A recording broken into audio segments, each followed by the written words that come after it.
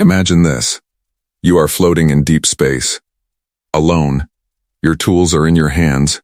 The job is simple. Fix the ship. Get paid. Go home. But then the door opens. And nothing is ever simple again. This is not a story about a war. This is not a story about an invasion. This is a story about one man, one decision, and one terrifying truth that changed everything he thought he knew about the universe.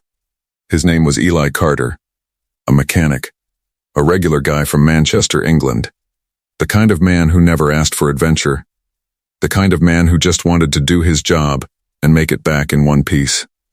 But the universe had other plans. Today, you are going to hear 3 things that will blow your mind completely. First, you will find out what was really hidden inside that alien ship, something no human was ever supposed to see. Second, you will discover why the alien queen herself chose Eli. Out of every human being alive, she chose him specifically.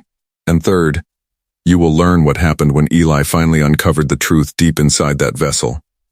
A truth so terrifying that even the aliens were afraid of it. This story will keep you locked in from the very first second to the very last word. So get comfortable, turn up the volume, and let me show you exactly how this happened.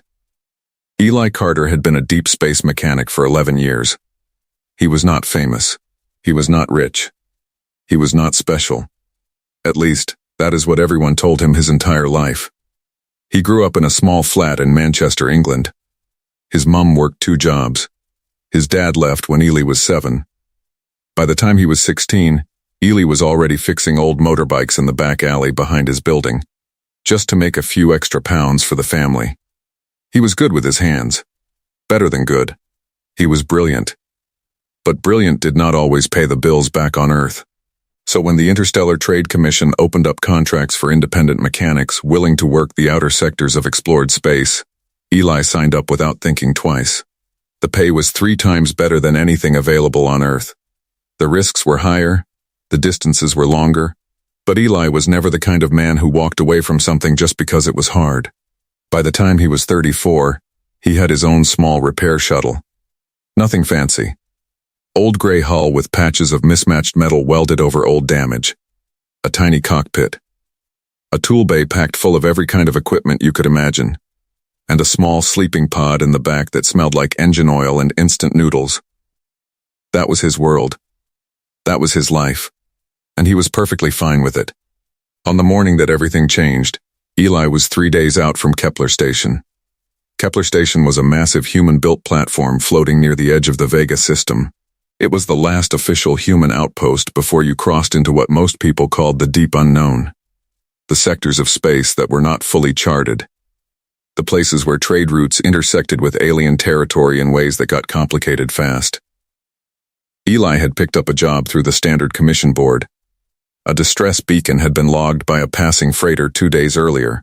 The beacon coordinates placed the source approximately 90,000 kilometers off the main trade lane. The job listing said simply, "Vessel requires mechanical repair. Navigation systems offline. Hull breach in secondary compartment. Standard recovery rate applies." Nothing about that listing was unusual. Eli had answered 100 jobs that looked exactly like that. He punched in the coordinates, set his autopilot, and made himself a coffee from the small machine, bolted to the wall of his cockpit. He drank it slowly. He watched the stars move past his window. He thought about nothing important. That was one of the things Eli loved about deep space. The quiet.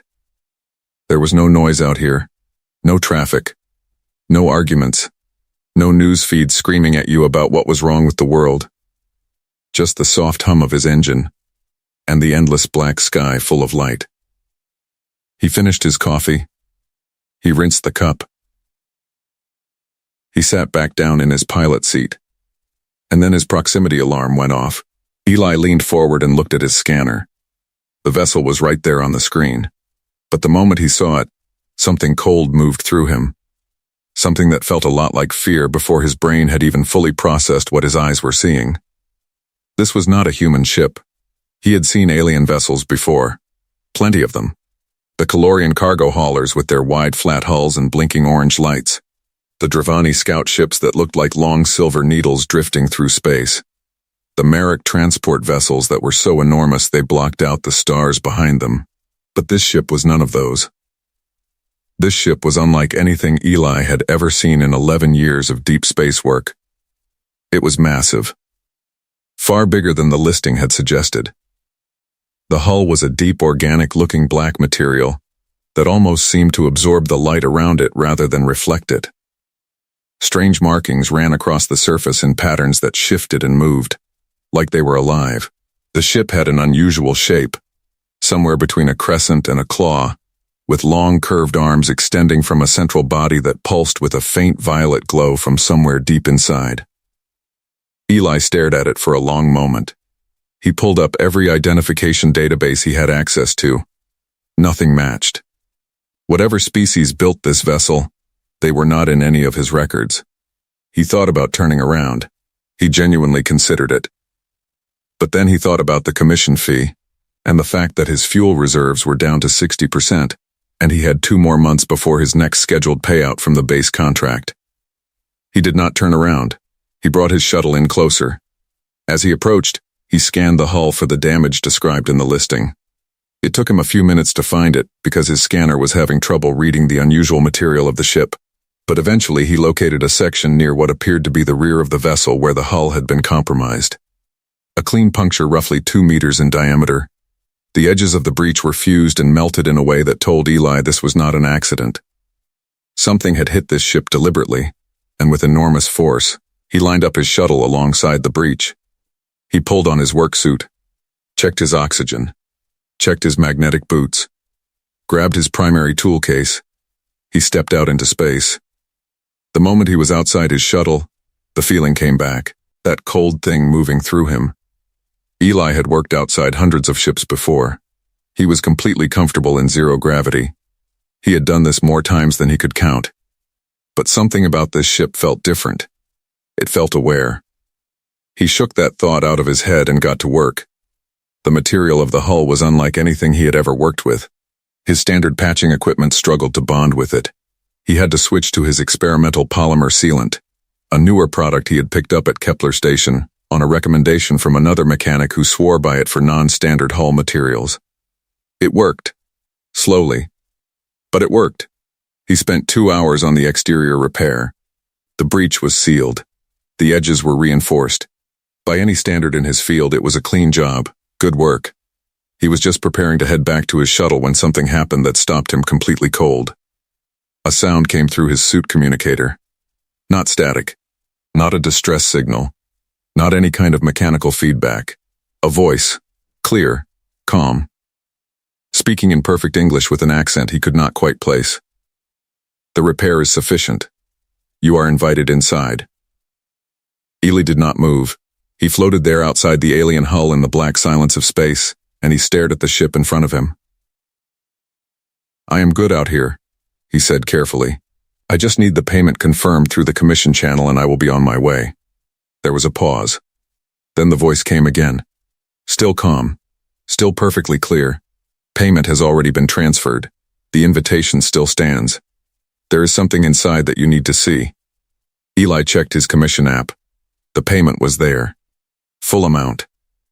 Already deposited. He looked at the ship. He looked at his shuttle.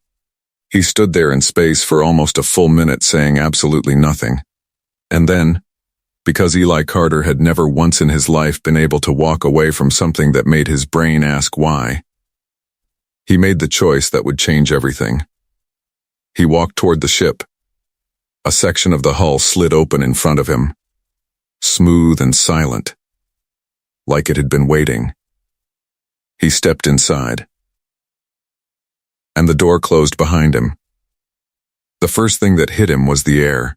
His suit sensors told him the atmosphere inside was breathable, so he removed his helmet and took a slow breath. The air tasted strange, almost sweet, like flowers and something metallic underneath it. It was not unpleasant, but it was deeply, completely alien. The corridor he had entered was wide and tall. The walls were that same dark organic material from the hull, but on the inside they were covered with patterns of soft violet light that moved slowly like water. The floor had a slight give to it under his boots, like walking on something just barely softer than metal. It was quiet, completely quiet. And then, from the far end of the corridor, a figure appeared. She walked toward him slowly, and the word that came into Eli's mind when he saw her was not alien. The word that came into his mind was impossible. She was tall, nearly 2 meters. Her skin was a deep violet blue, smooth and faintly luminescent in the soft light of the corridor. Her eyes were large, far larger than human eyes, and they were a shade of gold that seemed to glow from somewhere behind the iris. Her hair was pure white, falling in long waves past her shoulders. She wore a fitted outfit of dark metallic material that covered her from neck to boots, elegant and precise in its design. She stopped a few meters in front of him. She looked at him with those gold eyes. Direct, measuring, not threatening, but absolutely certain of herself in a way that made Eli feel like he was the one who had just stepped into her territory. Which, of course, he had. "Eli Carter," she said, "I have been waiting for you." Eli blinked. "You know my name?" "I know much more than your name," she said. "Come. There is not much time, and what I need to show you is something that cannot wait." Eli looked back at the sealed door behind him. He looked at her. "What is this?" he asked.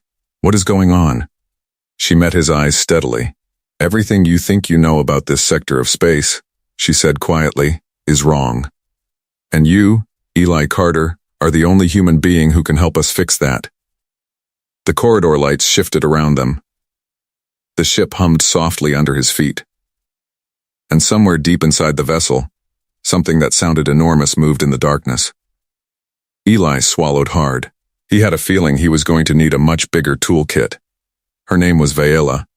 She did not offer that information right away. She walked ahead of Eli through the winding corridors of the ship with calm, deliberate steps, and Eli followed because there was nothing else to do. The door behind him was sealed. His shuttle was outside. His tools were still clipped to his work belt. And the only way forward was forward. The ship was enormous on the inside. That was the first thing that truly struck Eli. From the outside, the vessel had appeared massive. But the inside felt even larger. The corridors branched in ways that made no geometric sense. Some passages curved upward. Others sloped at angles that should have felt wrong but somehow did not. The architecture of the ship seemed to respond to movement. Like the walls themselves knew where you were going and gently guided you there. "How many people are on this ship?" Eli asked as he walked. Vaela did not slow down. "Enough," she said. "That is not really an answer." "No." She agreed. "It is not." Eli decided to try a different angle. "The damage to your hull. That puncture. Something hit you deliberately. Something powerful." "What happened?" She paused then. Just for a moment. A slight tension moved through her shoulders that she controlled quickly. But Eli noticed it. "We were attacked," she said. 4 days ago, in the outer corridor of this system." "By who?" She started walking again. "That is part of what I need to show you." They reached a large door at the end of a corridor. The door was different from the rest of the ship. Where everything else on the vessel felt organic and flowing, this door was hard and mechanical. It had a locking mechanism with multiple sequential components. Vaela placed her hand against a panel, and the locks disengaged one by one with heavy metallic clicks that echoed in the silence. The door opened. The room beyond was circular, roughly 20 meters across. The walls were lined with screens and displays, showing data in a language Eli did not recognize. In the center of the room was a large table that projected a 3-dimensional map of the surrounding space.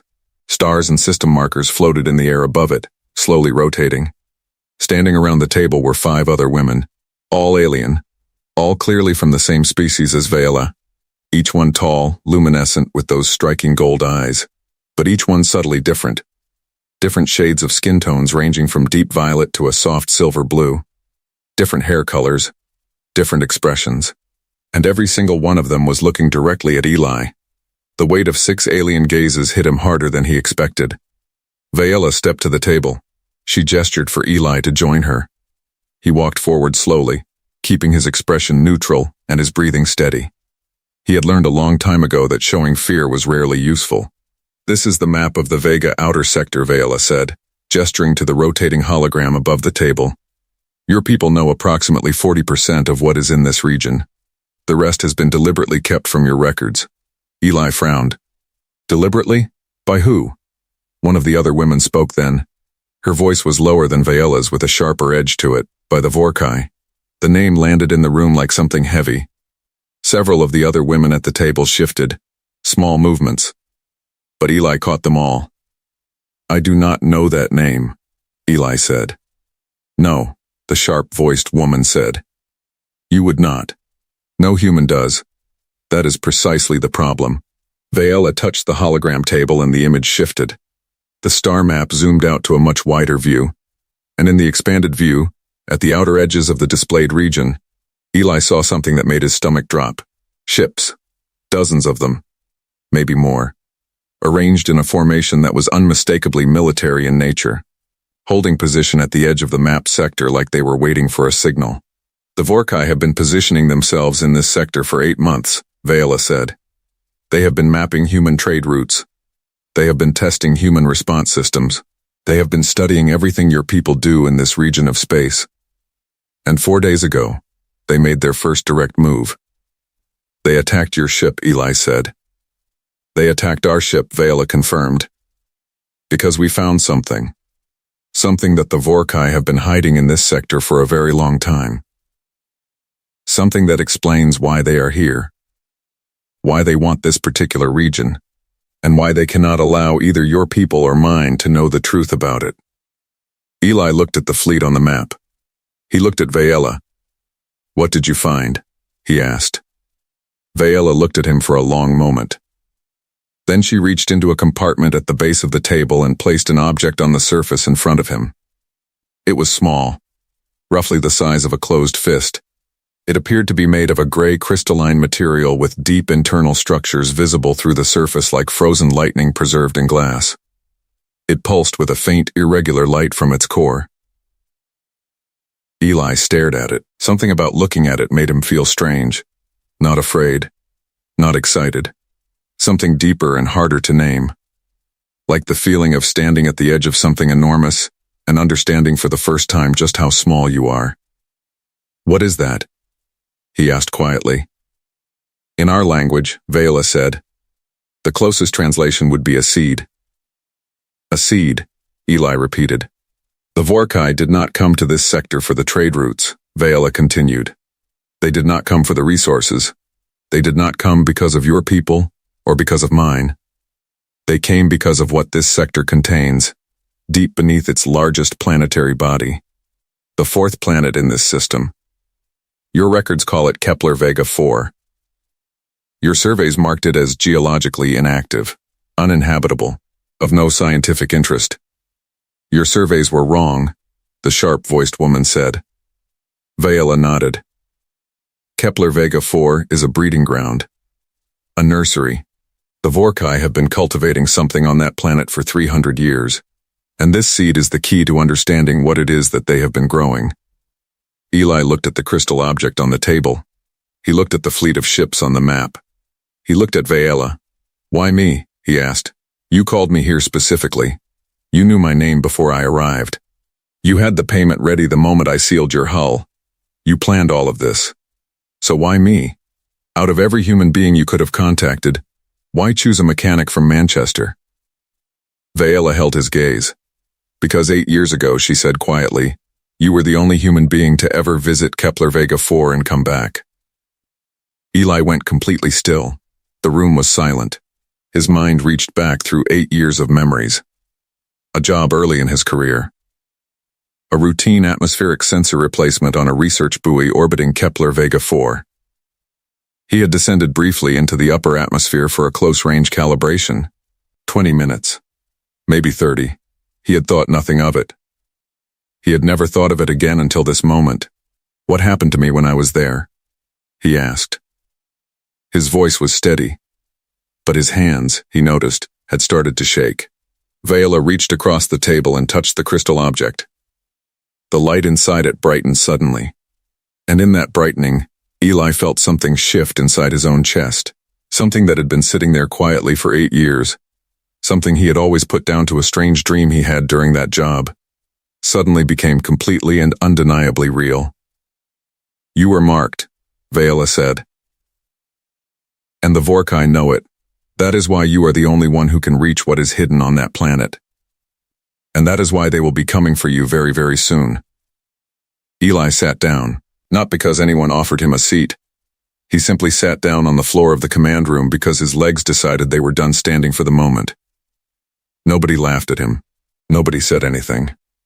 Viola watched him with those steady gold eyes and waited. The other women around the table gave him space. Whoever these people were, they understood that what they had just told him required a moment. 8 years.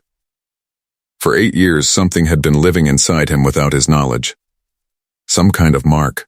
Some kind of change that happened during 20 minutes in the upper atmosphere of a planet he had barely paid attention to. "Am I dangerous?" he asked. His voice came out quieter than he intended. "No," Viola said immediately. "The mark is not harmful to you. It is not a parasite. It is not a weapon. Think of it more as a key. An encoding." The planet responded to human biology in a way that should not have been possible. Your presence in that atmosphere, even briefly, imprinted something on your cellular structure. Something that matches the resonance frequency of the breeding ground below the surface. "So I am basically a walking password," Eli said flatly. Viola considered this. "That is a reasonably accurate analogy, yes." Eli pressed his hands against the floor and stood back up. He was not the kind of man who stayed sitting for long. "Tell me about the Vorkai," he said. "Everything. Start from the beginning." The sharp-voiced woman, whose name Eli would later learn was Saren, moved to the holographic table and began adjusting the display. She pulled up files and images that cycled through the air above the table with rapid precision. "The Vorkai," she explained, "were a species that had existed in this region of space for over a millennium. They were not interested in war in the traditional sense. They had no desire to conquer planets or enslave populations. What they were interested in, what had driven every decision and every action of their civilization for 300 years, was one thing: continuation. The Vorkai were dying. Not violently, not dramatically. Simply fading. Their birth rates had been declining for generations. Their genetic diversity had been narrowing with each passing century. They were, in the most fundamental biological sense, running out of time as a species. 300 years ago, their scientists had discovered something extraordinary on Kepler Vega 4. Deep beneath the surface of that geologically inactive planet, buried under kilometers of rock and ancient compressed atmosphere, was a biological archive. A natural structure of staggering complexity. An ecosystem frozen in a state of perfect preservation from billions of years before any known intelligent species had existed in this part of the galaxy. Inside that archive were the base genetic templates of hundreds of species. A library of biological building blocks that the Vorkai scientists believed could be used to reconstruct and revitalize their own failing genetic code. "They have been trying to unlock it for 3 centuries, Saren said. "They have sent their best scientists. Their most advanced equipment. Nothing has worked. The archive does not respond to Vorkai biology. It does not respond to any species they have tried. The lock, the resonance frequency required to open the archive, belongs to something that the Vorkai have never encountered." "Human biology," Eli said. Saren looked at him directly. "More specifically, human biology that has been exposed to the planet's upper atmospheric layer. The archive was seeded by a species that preceded all of us by billions of years. A species that, based on what we can reconstruct from the archive's external structures, was, for lack of a better description, the ancestor of what eventually became your kind." Eli stared at the holographic images cycling above the table. Ancient alien structures under a dead planet. A genetic library. 300 years of failed attempts to open a door. And one Manchester mechanic who accidentally became the key.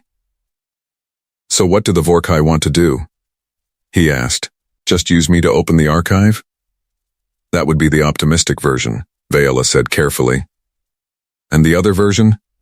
Viola and Saren exchanged a look. The kind of look that people exchange when they are deciding how much to say. The Vorkai's initial contact with your civilization was peaceful, Viola said. Approximately 40 years ago, they made quiet diplomatic approaches to several human governmental bodies at the time. They explained their situation. They asked for cooperation, for volunteers willing to visit Kepler Vega 4 in exchange for significant technological exchange. What happened? Your government said no, Saren said. Officially, because the terms were unclear, and the Vorkai technology offered in exchange was considered potentially weaponizable. Unofficially, she paused, because there were factions within your governmental structures who wanted the archive for themselves, who saw what it represented not as a resource to be shared, but as leverage. Eli rubbed the back of his neck. Of course they did. The Vorkai have been operating covertly in this sector ever since, Viola continued, growing more desperate with each passing decade as their population numbers decline. And recently their approach has shifted from patience to urgency. The fleet you see on the map arrived 2 months ago. They are no longer waiting for diplomatic resolution. They are going to take what they need, Eli said. They tried to take us 4 days ago, Viola said, because we had found the seed. She gestured to the crystal object still sitting on the table. This is a fragment from the archive's external structure. We recovered it from the upper atmosphere of Kepler Vega 4 during a survey mission.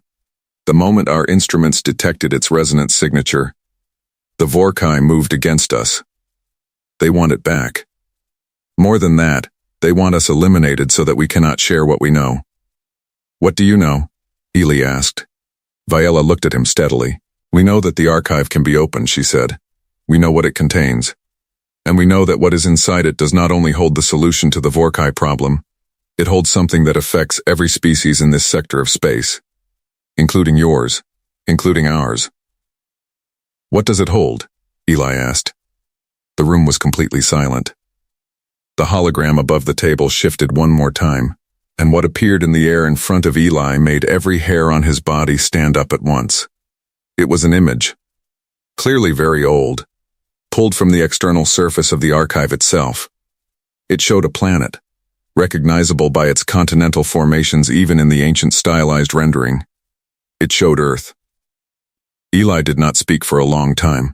He stood there and looked at the image of Earth floating in the alien hologram above a table on a ship that should not exist, in a part of space he had only ended up in because of a routine repair job and a payment notification. Earth, on an archive buried under a dead planet billions of years old, made by a species that preceded all of them. He finally found his voice. How? He said. Just that one word. Viola moved beside him. She reached into the hologram and expanded the image. Surrounding the Earth image were other images.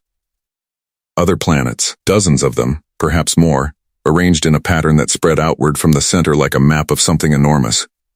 The species that created the archive, Viola said, did not simply preserve genetic information for the sake of preservation. They seeded it. Intentionally. They placed the templates in a location where multiple civilizations would eventually develop close enough to access it, and they encoded the opening mechanism into a very specific biological line. A line that eventually became your species. We were chosen, Eli said. It was not a question. Or designed, Saren said from across the table. Her voice was not cruel about it.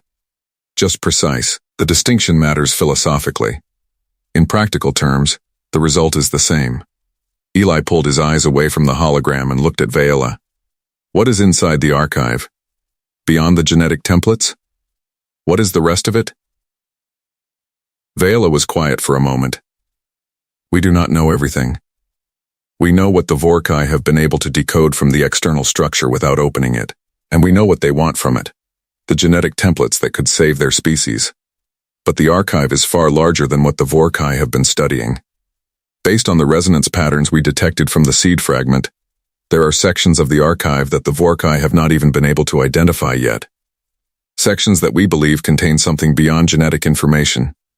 Like what? Eli asked. History, Viola said. The history of the species that created this, Where they came from, where they went, why they built this and left it behind, and perhaps most importantly, what they knew about the future of this sector of space that made them feel the need to prepare something like this. The room felt different after she said that. Heavier.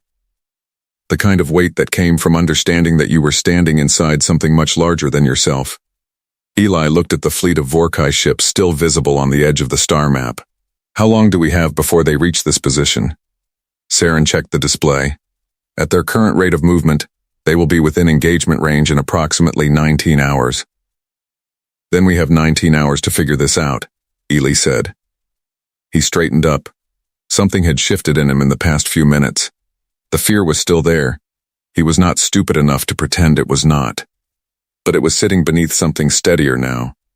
Something that felt a lot like purpose. You said I can open the archive, he said to Viela. What does that actually mean? What do I have to do? You need to be present at the archive surface, Viela said. Physically present.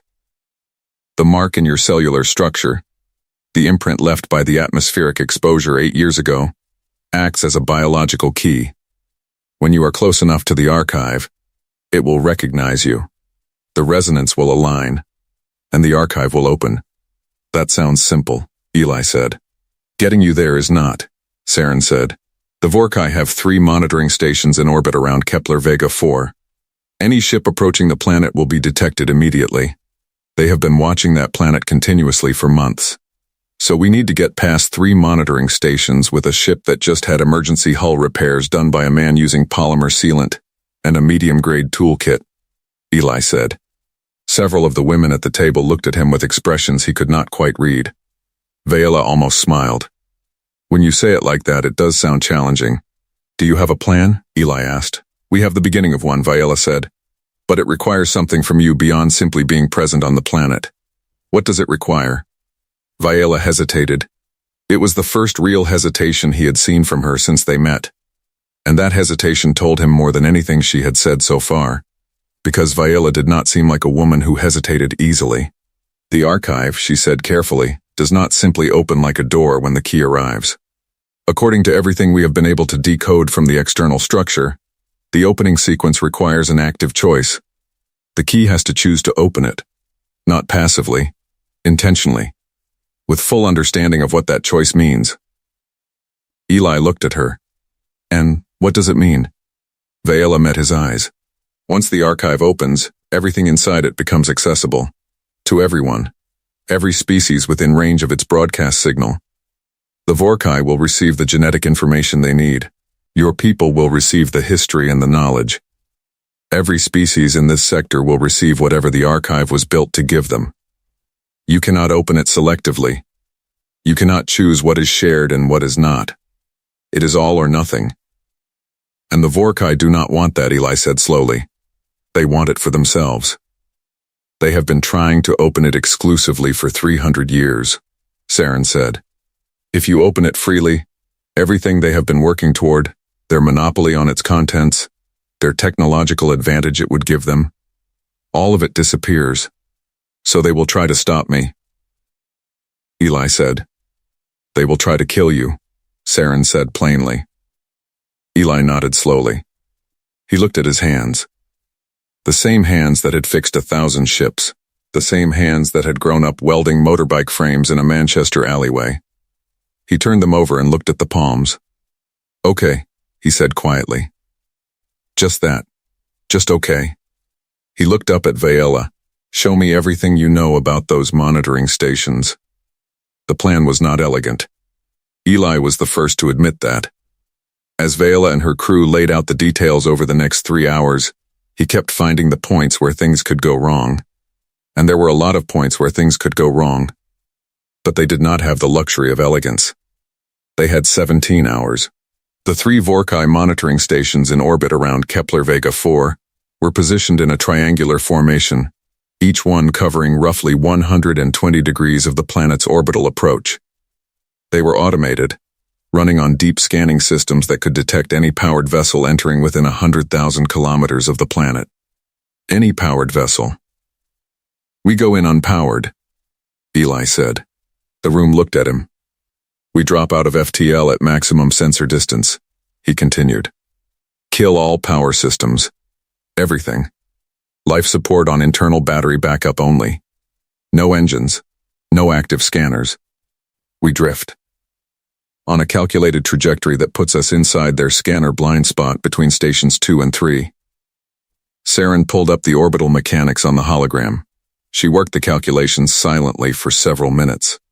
The room watched her. It is possible, she said finally. The drift window is narrow. But it is possible. There is a gap of approximately 4 minutes and 30 seconds between the scan cycles of stations 2 and 3 where the coverage overlap drops below detection threshold. 4.5 minutes, Viola said. That is enough for a descent pod. A small one, Eli said. 2 people maximum. You and me, Viola said immediately. Eli looked at her. You do not have to come. The archive, she said simply, has never been opened. We do not know exactly what the opening sequence involves. You may need support. He held her gaze for a moment. Then he nodded. The descent to the surface was planned in detail over the next 2 hours. Viola's ship would position itself in the drift window. A small unpowered drop pod would separate and fall toward the planet on a passive ballistic trajectory. The pod would use minimal atmospheric braking to land as close to the archive location as possible. The archive itself, based on the resonance readings from the seed fragment, was located approximately 14 kilometers beneath the surface.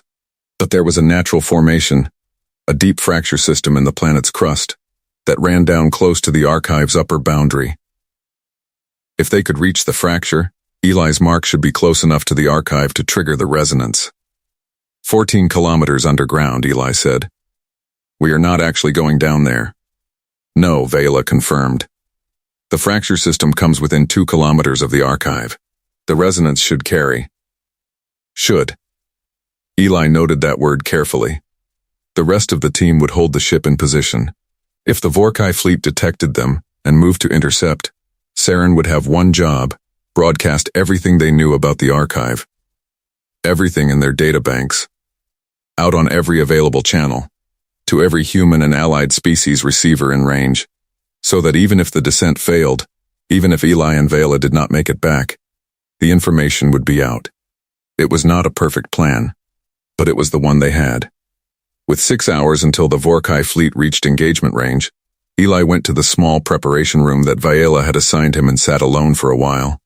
He thought about Manchester, about his mum, about the flat with the thin walls and the cold winters, about the alleyway where he learned what it felt like to fix something that was broken and make it run again. He thought about 11 years in space, all the ships he had repaired, all the quiet mornings with a coffee watching stars drift past his window. He thought about the fact that 20 minutes of atmospheric calibration work 8 years ago had apparently set the course of this entire moment. He did not feel like a hero. He did not feel like a chosen one. He felt like a mechanic who had accidentally stumbled into something enormous and was now doing the only thing he knew how to do when faced with something broken. Try to fix it. Viola found him there an hour before departure. She stood in the doorway for a moment before entering. Are you afraid? She asked. Yes, he said. She sat down across from him. That is an honest answer. I am also going to do it anyway, he said. So the fear does not really change much. She was quiet for a moment. Then she said something he did not expect. I have been watching your species for a long time, she said. Longer than this mission. My people have been observers of human civilization for decades. We have watched you argue, make mistakes, hurt each other, build things, and destroy them. We have had long debates about what humanity represents. What potential you carry. What danger you represent. Eli looked at her. And what did you decide? She met his eyes. We decided that you are the most confusing species we have ever observed. You are simultaneously the most destructive and the most creative. The most fearful and the most courageous. You are in many ways everything contradictory at once. Sounds about right, Eli said. But there is one thing, she continued, that your species does that none of the others we have observed do in quite the same way. She paused. You fix things. Not just mechanical things. Everything. When something is broken, your first instinct is to repair it. Even things that are not yours. Even things that have nothing to do with you. even things that are terrifying. Eli was quiet for a moment. My mom used to say, he said slowly, that the world does not need more people who are impressive. It needs more people who show up. Viola looked at him with those gold eyes. Your mother was very wise. He stood up. He checked his equipment. He picked up his tool case out of habit, then almost put it back down because where they were going, tools were not exactly the primary requirement. Then he picked it back up again. Old habits. Let us go fix this, he said. The drop was the most silent thing Eli had ever experienced. No engine, no communication signal, no active systems of any kind, just a small metal pod falling through space on a ballistic curve toward a planet that had been keeping the oldest secret in this part of the galaxy for longer than human civilization had existed. Viola sat across from him in the pod. Her eyes were closed. She was running something through her mind in the way her people seemed to do when they needed to focus. Eli watched the planet grow in the small viewport beside his seat. Kepler Vega 4. Gray-brown surface. Ancient rock formations visible even from high altitude. No water, no weather patterns, no movement of any kind. A dead world by every measure that human instruments had ever applied to it. Except it was not dead at all. They hit atmosphere. The pod shook violently as the thin upper layers of air pushed against the heat shield. Eli gripped the restraint bars and breathed steadily. Viola opened her eyes. They met each other's gaze across the small space of the pod. Neither of them spoke. The landing was hard, but survivable. The pod hit a flat stretch of ancient rock approximately 3 kilometers from the fracture system. They were out within seconds, moving fast, because the moment the pod touched down it sent a passive sensor return that the Vorkai stations might pick up if the scan timing was unlucky. The surface of Kepler Vega 4 was cold. Not bitterly cold. Just a steady, thin cold that came with a world that had no atmosphere worth speaking of. Their suits handled it easily. The light was dim. The sun of this system was a pale disk far overhead, giving just enough light to see by. They ran. The fracture system was a long, jagged scar in the planet's surface. From above, it had looked narrow. On the ground, it was easily wide enough to walk into. The walls dropped away steeply on either side, and as they descended along the natural ramp of the fracture floor, the light faded, and Viola activated the suit illuminators. They went down for 20 minutes. The fracture narrowed as it went deeper, but never closed. The rock walls around them were ancient beyond imagination, compressed layers of geological history stretching back billions of years. And as they went deeper, Eli began to notice something. The walls were not entirely rock. In certain sections, under the suit illuminators, he could see patterns. Geometric. Regular. Not the random formations of geological pressure. Something had been here. Something had worked with this rock so long ago that it had become part of the geological record itself. Viola placed her hand on one of the patterned sections as they passed. Her expression was one Eli had never seen on her before. Something between awe and sorrow. They were real, she said softly. More to herself than to him. They kept descending. At approximately 2 kilometers of depth, it happened. Eli felt it before anything visible occurred. A sensation that started in his chest and spread outward through his whole body. Not pain. Not pressure. Something warmer than that. Something that felt, impossibly, like recognition. Like walking into a room you have never been in before, and feeling completely at home. The mark. The archive recognizing him. The rock floor ahead of them began to change. The patterns on the walls became denser, brighter even in the dim illuminator light. The ancient carved geometry that had been sleeping for billions of years was waking up. And then the floor opened. Not explosively, not dramatically. Gently. Sections of rock that were not rock at all, but some ancient material that had been disguised as rock for geological ages, slid back and folded away from each other to reveal a shaft of light rising from below. Not the pale light of this system's distant sun. Something else. Warm. Golden. Alive. Eli stood at the edge and looked down into it, and the archive spoke to him.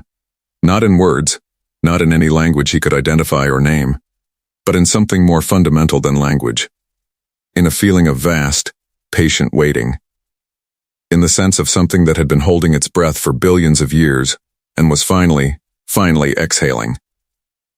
He understood without being told what he needed to do. He looked at Vayela. She was standing at his side. Her gold eyes reflected the light rising from below. Her expression was beyond anything he had words for. "It is real," she said. Her voice was barely above a whisper. "All of it." "Yes," he said. He looked back down into the light. He thought about the Vorkai fleet 17 hours away. He thought about all the species in this sector going about their lives with no knowledge of what was buried here. He thought about his mom. He thought about the alleyway in Manchester and the feeling of fixing something and making it run. He made his choice. He reached down into the light. The moment his hand crossed the threshold, the archive opened completely. Not just the shaft in front of them. Everything. The entire structure below them. The entire biological library of a species that had seeded the galaxy with potential, and then gone on to whatever came next, opened like a flower that had waited an eternity for morning. The broadcast went out. Vayela's instruments confirmed it instantly. A signal unlike anything in modern technological records. Not electromagnetic, not gravitational, something older and deeper than either. It moved through space at a speed that should have been impossible, and would later require entirely new physics to explain. And it carried everything. Every genetic template. Every historical record. Every piece of knowledge that the ancient architects had preserved in this place for whoever came after them. For everyone. The Vorkai received it. The genetic templates they had been desperately seeking for 300 years arrived in their system simultaneously with every other piece of the archive, given freely to a species that had spent centuries trying to take it for themselves, and ended up receiving it as a gift instead. Vayela's crew received it aboard the ship above. Human receivers across the sector, on Kepler Station, on every ship and outpost within range, picked up a signal that their systems could not identify, and would spend the next decade learning to read. The universe, in this small corner of itself, changed. Eli sat back from the threshold as the light slowly, gently faded. The archive had given what it had to give. Its long duty was complete. Around them, the ancient patterned walls of the fracture dimmed back to ordinary rock. The open floor closed again quietly. The world above them returned to its appearance of silent, dead simplicity. He sat on the floor of an alien planet 2 kilometers underground and breathed. Vayela sat beside him. They were quiet for a long time. "The Vorkai," he said eventually. "The fleet has stopped moving," Vayela said, checking her communicator. "They received the broadcast. All of it. Saren reports no aggressive action from their position. They are..." She paused, reading something. "They are responding with a signal we have not heard from them before. Our linguists are identifying it as a designation used historically when they are in mourning." "Mourning?" Eli said. 300 years of desperate effort, Vayela said quietly, and the answer came from a human mechanic who chose to give it freely in 20 seconds. "I imagine that is a complicated thing to absorb." Eli thought about that. "They still have time," he said. "That is what matters. They got what they needed. They still have time." Vayela looked at him. "Yes," she said. "They do." He stood up, picked up his tool case, looked up the long shaft of the fracture toward the dim surface light far above. "So," he said, "how do we get back up?" Vayela made a sound that he realized, with some surprise, was laughter. Real laughter. Warm and genuine. "We climb," she said. "Of course we do," said Eli. And they climbed. There was one more thing, one thing that nobody, not Eli, not Vayela, not the Vorkai scientists who had spent 3 centuries studying the archive exterior, had anticipated. In the days after the broadcast, as the signal was being received and decoded across the sector, Vayela's linguists made a discovery in the historical records that had come out of the archive. A section near the very end of the preserved records. The part that came after all the genetic data, after all the biological templates, after everything that could be explained in scientific terms. A message, left by the species that built the archive, in a language so old that it took Vayela's best scholars nearly 4 days to achieve even a partial translation. It was addressed to whoever opened it. Not to any specific species. Not to any world or civilization. Simply to whoever made the choice. The translation was imperfect. Ancient languages always lost something crossing the gap of billions of years. But the core of it was clear enough. It said this: we were once where you are now. We faced the same fears. We held the same questions. We almost chose to keep what we found for ourselves. We almost let that choice define us. But we did not. And what we became because we did not is beyond anything we could have imagined from where we stood then. We leave this for you not because you are destined for greatness. We leave this because you have already shown it. The choice to give freely, when keeping was possible, is the only door that opens forward. We will not tell you what is on the other side. That is yours to discover. But we will tell you this: we discovered it. And it was worth every moment of the fear it took to choose. Eli read the translation alone in his cabin on Viola's ship. He read it 3 times. Then he folded it carefully and put it in the pocket of his work vest, right next to the pocket where he kept the small photograph of his mum that he had carried on every job for 11 years. He looked out the viewport at the stars. He thought about every human being back on Earth, and on every station and outpost in explored space, who were going to spend the next decades slowly understanding what had been given to them. What had been waiting for them for billions of years, under a planet their surveys had marked as of no scientific interest. He thought about the Vorkai, a species that had been desperate and afraid, and perhaps made choices in that fear that were not always right, but who would now have the chance to survive, to continue, to find out who they were when they were not running out of time. He thought about Viola, about her people, about a species that had chosen to seek out a human mechanic from Manchester, not because he was powerful or famous or important by any measure the universe typically used, but because 8 years ago, he had done a 20-minute calibration job on a buoy orbiting a dead planet and something ancient, and patient had reached up through the atmosphere and quietly, invisibly changed him. He thought about his mum saying the world needs people who show up. He thought about how the archive's builders had said something that was, at its heart, the same thing. Just give it freely. Show up. That was the whole answer. The Vorkai fleet had withdrawn from the sector entirely by the time Viola's ship returned to the Kepler station area 3 days later. They left without any final communication, just a quiet departure. Eli thought he understood that. Sometimes the biggest things do not come with speeches. The human authorities at Kepler station had a lot of questions. The unidentified broadcast signal had caused significant disruption to communications across the sector, and the fragmentary records that had come with it were already being studied by every scientific institution that had received them. The full implications would take years, decades, perhaps longer. Eli answered what questions he could. He was honest. He was straightforward. He told them what had happened, and what he had found, and what he had chosen to do. Most of them did not fully believe him yet. That was all right. The archive's records would eventually speak for themselves. Before he left, Viola found him one last time on the docking level. She handed him something. The seed fragment, the small crystal object from the archive's external surface, the one she had placed on the table that first night aboard her ship. The archive does not need this anymore, she said. It has served its purpose. But it belongs with you. Eli looked at it. The light inside it had changed. Where before it had pulsed erratically, it now held a steady, calm glow, quiet and certain. "Will I see you again?" he asked. Viola looked at him with those gold eyes.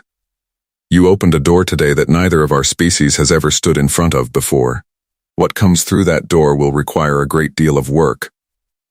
A great deal of fixing." She tilted her head slightly. "And you are very good at fixing things." Eli almost smiled. "Is that your way of saying yes?" She held his gaze for one long moment. Then she turned and walked back toward her ship. He watched her go. He looked down at the crystal in his hand, the quiet light inside it. He put it in his pocket, next to the photograph. He walked back to his shuttle, his patched up, battered, mismatched gray shuttle that smelled like engine oil and instant noodles.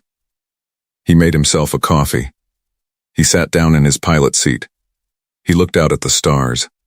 And for the first time in 11 years of deep space work, the quiet out here did not feel empty. It felt full of everything that was coming next. If this story opened your eyes to what courage really looks like, and what it means to choose to give freely when the universe is watching, then you are exactly the kind of person this channel exists for. So let us take a moment and talk about what just happened in this story. Eli Carter was not a soldier. He was not a scientist. He was not a diplomat or a chosen hero from some ancient prophecy. He was a mechanic with a patched-up shuttle and a photograph of his mom in his pocket. And he changed everything. Not because he was special in the way stories usually measure special, but because when the moment came, when everything was on the table and the choice was real, he chose to give. He chose to open the door all the way and let what was inside reach everyone, even the people who had been trying to stop him, even the species that had been desperate and afraid and had not always acted well because of it. That is the first takeaway from this story. The most powerful thing in the universe is not a weapon or a fleet or a 300-year plan. It is the choice to be generous when being selfish would have been easier. Every great thing in human history and in the human spirit has come from that same choice made over and over again by ordinary people in ordinary moments. The second takeaway is about knowledge and what it is for. The ancient species that built the archive did not lock it. They did not keep it for themselves. They left it openly, accessible to whoever developed the right biological key, which turned out to be a species that came billions of years after them. They trusted the future. They believed that what they had discovered was worth sharing across time itself. That is a scale of generosity and vision that is almost impossible to hold in your mind. But it is real. And it is something worth aspiring toward. The third takeaway is about fear. The Vorkai were afraid. They had been afraid for 300 years, and that fear made them do things they might not have done otherwise. Attack, threaten, operate in secrecy, refuse to trust. Most of the worst things in any story, in any history, come from fear that was never addressed. But fear is not a life sentence. The Vorkai received the archive's contents in the end. They got a second chance. The universe, it turns out, has a remarkable capacity for that. Second chances, if you choose to take them. And the fourth takeaway, the one that is maybe the simplest and the most important, is the one Eli's mum gave him a long time ago in a small flat in Manchester. The world does not need more people who are impressive. It needs more people who show up. Show up. Do the work. Make the choice. Open the door. That is the whole thing. That is the entire message wrapped up in one human mechanic drifting through space with a tool case and a cold coffee, and 11 years of quiet mornings watching stars. If this story hit you the way it hit me when I first put it together, then do me one favor right now. Hit that like button. Not for the algorithm, for Eli. Because stories like this one deserve to reach as many people as possible, and every like sends it one step further out into the world. Subscribe to Sci-Fi if you have not already. Because this channel exists for exactly this kind of story. Human beings in impossible situations, making the choices that matter, and showing the universe what we are actually made of. We put out new stories regularly, and every single one is built to keep you locked in from the first second to the last word. And if you have got a few more minutes right now, the next video is already waiting for you. It is another Hafey story, and I am going to tell you right now, the twist at the end of that one is something I still think about. Go watch it. You.